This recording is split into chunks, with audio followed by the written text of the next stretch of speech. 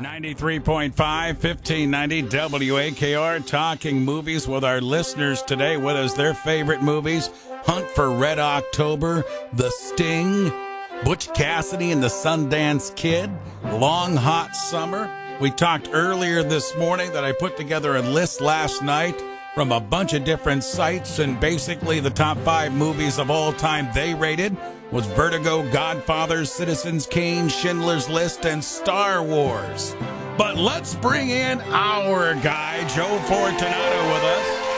Joe, film study professor, contributor to the show, and I reached out to Joe and say, Joe, in your opinion, what are the best, and I'm not saying favorite because he does film study, what are the best movies of all time? And he kind of responded to me and said, wow, that opens up a big door, but I'll try to do my best. So, Joe, welcome to the show, my friend. And you've probably heard us talking about our listeners' favorite movies. I can't wait to hear what you have to say about how you look at the best movies of all time from a professor's film study point of view. Well, welcome, Ray, and good morning. Yeah, you're asking the near impossible to pick the top best movies of all time. As a film professor, I get asked this question pretty frequently. The other question that I get asked often is, "What's your favorite movie?" And it is important to make the distinction that those are two different lists for me anyway, and for most people, I would imagine, because my favorite movie is Jaws. I think we've talked about that on the air. We have, before. yes. But I'm not ready to put Jaws as the greatest movie of all time, although I could probably make a case for it. I think you could. Yeah, I probably could. But, favorite is certainly a subjective list, but so is best movies of all time. It can be a little bit more objective because we can look at things like influence, historical perspective, a number of things like that. Then you have to sort of decide if you're going to just limit it to American movies or are you expanding it to a worldwide cinema, catalog. And those are two different things as well. So I think what I want to do is start with, and it sounds like you might have done a little of this research on your own, but start with two of the most important lists there are that are already curated. And that is the Sight and Sound list. That's the British Film Institute, BFI. And every 10 years or so, they do an opinion poll, and they have actually two lists. One is done by critics, and the other done by directors. That's a much more international list. And the top 5 there are Vertigo, Citizen Kane, Tokyo Story, which is a Japanese film, The Rules of the Game, which is a French film, and Sunrise, The Song of Two Humans, which is a silent film. It was actually directed by F.W. Murnau, but done in the United States. So that's a very different list than the other list that I think is important to recognize, which is the AFI list. That's the American Film Institute. That's a much more, as you might imagine, Americanized list and a little bit more skewing more popular list. And those top 5 movies are number 1, Citizen Kane, number 2, The Godfather, number 3, Casablanca, number 4 is Raging Bull, and number 5 is Singing in the Rain. Mm-hmm. So I think that's a jumping off point for our discussion because those are the two. There's a million other lists. There's the Internet Movie Database. There's Rotten Tomatoes. There's just Entertainment Weekly. But a lot of those are more popularity votes as opposed to critics and directors and people who study film. So I think if your listeners are really interested in what film studies looks at, those are probably the two lists: Sight and Sound and American Film Institute. Okay, so how do you personally look? Because I'm sure everyone in film study has a vote or their own particular list, and those movies that you went through were some of the lists that I saw last night, and some of them were surprising to me, like Singing in the Rain, and Vertigo was really top in most lists in the top 5, and to be honest with you, I probably saw it one time and never really stood out to me. Godfather, to me, had to be in the topic of conversation, but from a film studies perspective, and that's why you look at cast, you look at the storyline, you look at camera angles, you look at production. What do you have at maybe the top 5 in your list particular, Joe? Well, I tend to be close to the AFI list, the American Film Institute list. For the last 50 plus years, most of the time, it's been Citizen Kane that has topped the list of best films of all time. I agree with that. Citizen Kane is from 1941. It's directed by Orson Welles. I just taught it last week, actually, so it's fresh in my mind. And since I do teach it, I see it once or twice a year. I never get tired of it. It's innovative for a number of different reasons. Orson Welles was a newbie. It was his first film ever, and he didn't know what he didn't know. And so he was innovating different kinds of angles and editing techniques, and he came from the theater, and he brought some of that to it.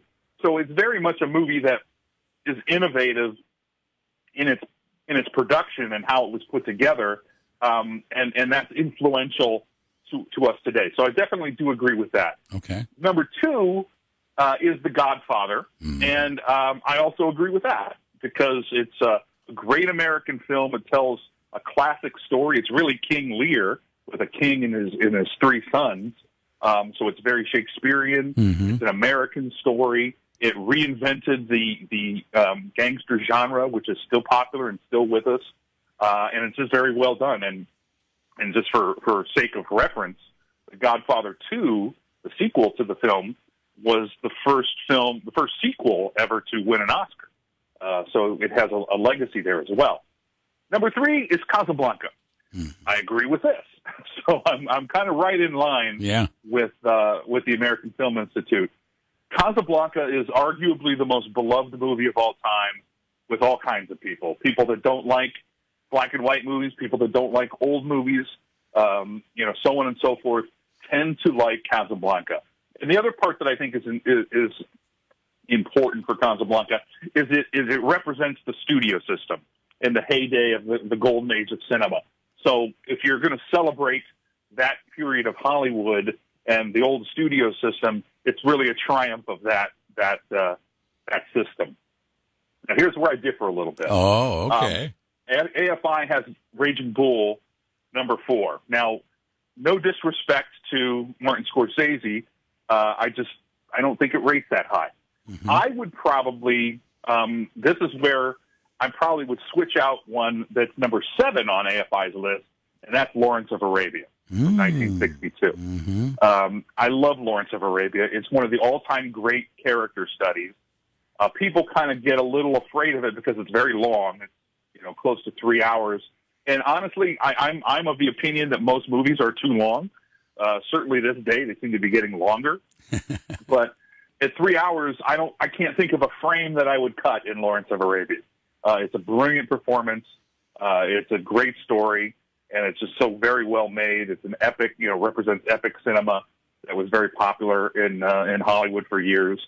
So that's my number 4. Joe, didn't I read one time that with Lawrence of Arabia that they had like over 1,200 side workers for a lot of the scenes and battles and charging and everything? It was a huge cast. Yeah, I don't know the exact number, but you're probably right because this was before CGI and computer imagery and stuff. So all the epic battle scenes and all the desert dwellers and stuff were all live actors or extras. So it's an amazing undertaking from a directorial standpoint by David Lean. So it's a big favorite of mine. All right, next. At number 5, the AFI list is Singing in the Rain. This is where number 5 is tough because if I'm limiting it to 5 movies, I feel like I got to sneak something in here at number 5. However, that said, I love Singing in the Rain, and I think it's one of the greatest movies of all time. It represents the golden era of Hollywood musicals.